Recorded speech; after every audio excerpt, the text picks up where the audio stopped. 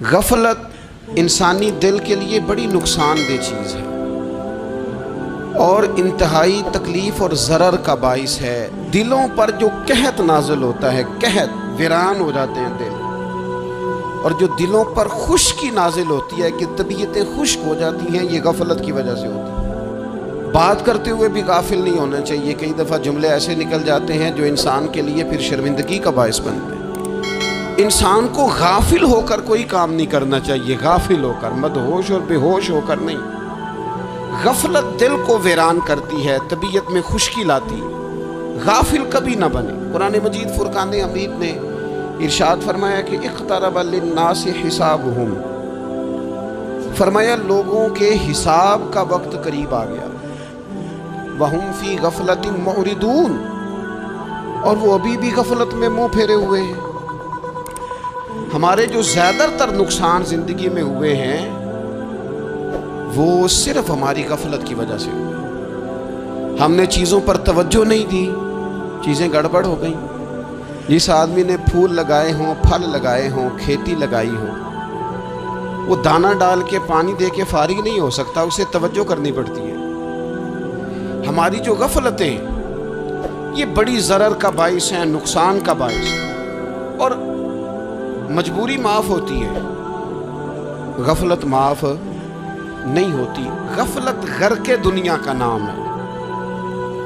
اپنے آپ کو غفلت سے بچائیں۔ آپ دیکھیں حضرت کعب بن مالک رضی اللہ تعالیٰ عنہ فرماتے ہیں، بخاری میں موجود ہے، فرماتے ہیں کہ جنگ میں میں پیچھے رہ گیا تھا۔ میرا خیال تھا کل چلا جاؤں گا، گھوڑے اور سواریاں میرے پاس تیز ہیں، مضبوط ہیں، پرسوں چلا جاؤں گا، تیزی سے بھاگ کے میں پہنچ جاؤں گا، میں قافلے کے ساتھ شامل ہو جاؤں گا، لیکن بس تھوڑی سستی ہو گئی، ذرا غفلت ہو گئی۔ آپ فرماتے ہیں جب سب لوگ چلے گئے حضور علیہ السلام کے ساتھ جہاد میں اور میں پیچھے رہ گیا، تو پھر جب چند دن گزر گئے اور محبوب کے واپس آنے کا ٹائم ہو گیا، تو اب میں غور کرتا سمجھتا تو مجھے مدینے میں یہاں بزدل لوگ نظر آتے، اور کون نظر آتے؟ جو منافق تھے۔ وہ منافق بزدل دکھائی دیتے، یا مجھے عورتیں اور بچے دکھائی دیتے۔ میں پریشان ہوا۔ حضور واپس آ گئے۔ جنہوں نے بہانے کیے تھے نا منافقین نے، یہ مجبوری تھی اس لیے نہیں جہاد پہ گئے، یہ جنہوں نے بہانے کیے تھے انہیں مل گئی معافی، اور میں نے سچ بولا۔ میں نے کہا یا رسول اللہ میں غافل ہو گیا تھا۔ اب کہتے ہیں میں نے جب کہا نا حضور سستی ہو گئی تھی، ذرا غفلت ہو گئی، تو بندہ محبوب سے غافل ہو جائے۔ جب کہا نا حضور کو غلطی ہو گئی، کوئی مجبوری نہیں تھی، تو فرماتے ہیں باقیوں کو معافی مل گئی، میرے ساتھ حضور ناراض ہو گئے۔ ایک دن نہیں، 2 دن نہیں، 50 دن حضور ناراض رہے۔ مدینے کی گلیوں نے مجھے پہچاننا چھوڑ دیا۔ در و دیوار سے مجھے یوں لگتا تھا کہ میں پردیسی ہوں۔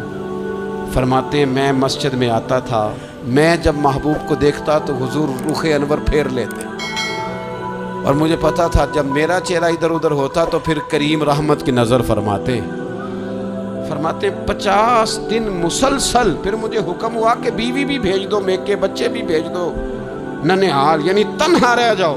فرماتے ہیں وہ میں نے قید تنہائی کاٹی، لیکن شکر اللہ کا یہ ہے کہ میں سچا تھا، بس ذرا بھول گیا تھا، بس ذرا غفلت ہو گئی تھی۔ تو فرماتے ہیں پھر اللہ تبارک و تعالیٰ نے میرے اوپر فضل یہ فرمایا کہ میری توبہ کا اعلان رب نے قرآن مجید میں فرمایا۔